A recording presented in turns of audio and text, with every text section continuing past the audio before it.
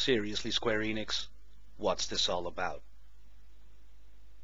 So we all remember the last E3 where Final Fantasy VII Remake was announced and everybody just lost their shit.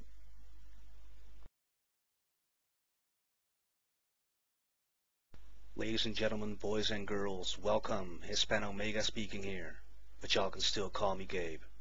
So in my last video I talked about how Final Fantasy VII and 15 are probably seriously connected. Today I will be bringing you proof, so sit back, relax, and enjoy this video. Let's go. Back in 2006, Square Enix announced that it would be bringing out a new installment in the Final Fantasy franchise called Versus 13, a game that would be delayed to no end, would be ridden with development problems, and Square Enix just couldn't get their vision across. Then in 2013 they renamed it to Final Fantasy 15. What followed was an absolute shitstorm of PR releases, cinematics, and little hints to the story. They were really like hyping us up for this game until the demo came out this last year. And well, as I said in my last video, it contains a lot of clues, well, basically being in the same universe as the 7 franchise. So let's just look at all the things that I found, and let's start with this little image here. So at the end of the episode, the Sky demo, they give you a little sneak peek of things to come. They give you some hints to where the story is going, and this image right here kind of says it all already. If you see on top, there is that one-winged angel, and what does that remind us of? Of course, it's Sephiroth from Final Fantasy VII.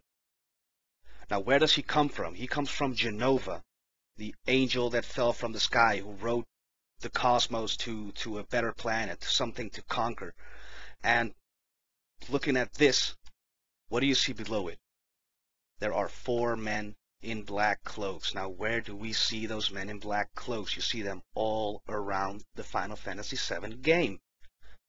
Of course, the one with his arm up, kind of summoning Meteor, another reference, would be Sephiroth himself, the one which came from the Genova cells.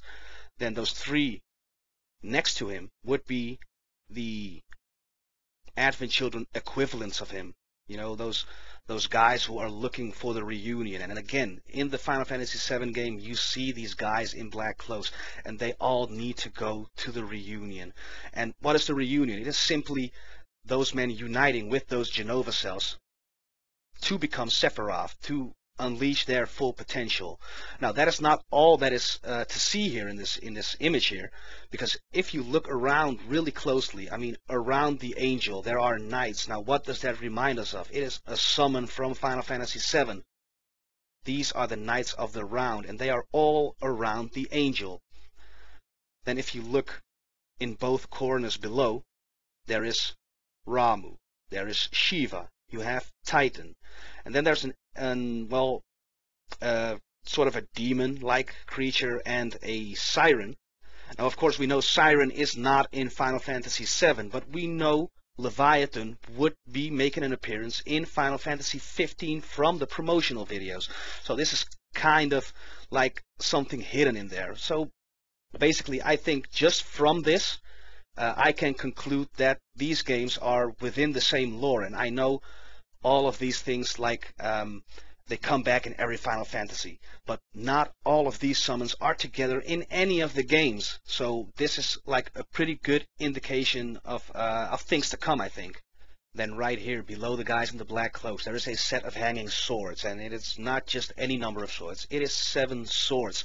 So this could again be a reference into it being tied to Final Fantasy VII. I mean, why else be that specific into putting 7 swords in this? I mean, it's not a reference to the 7 samurai, that's for sure.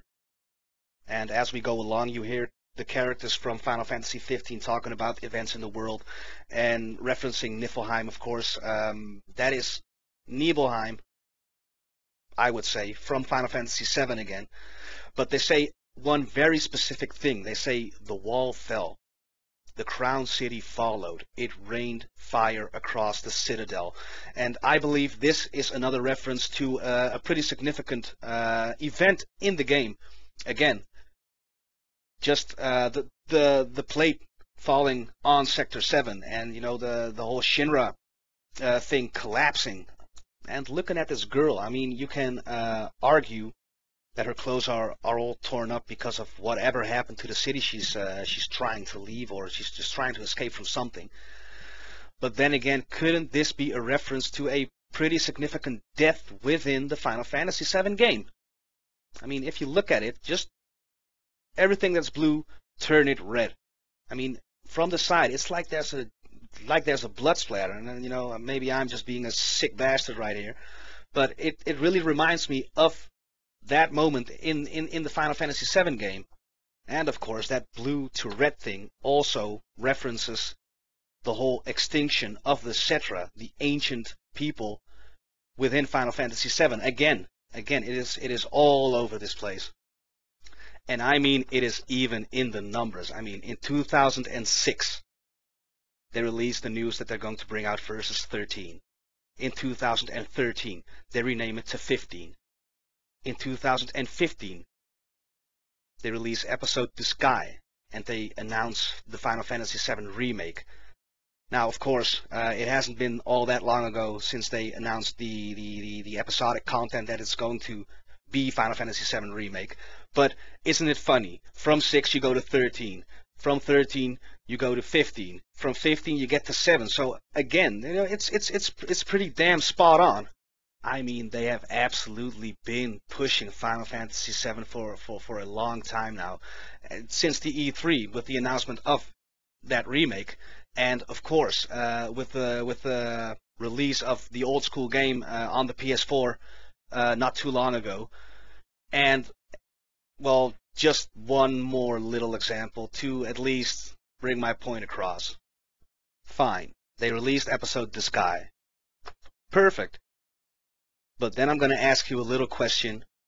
What do you get when you look up into the sky?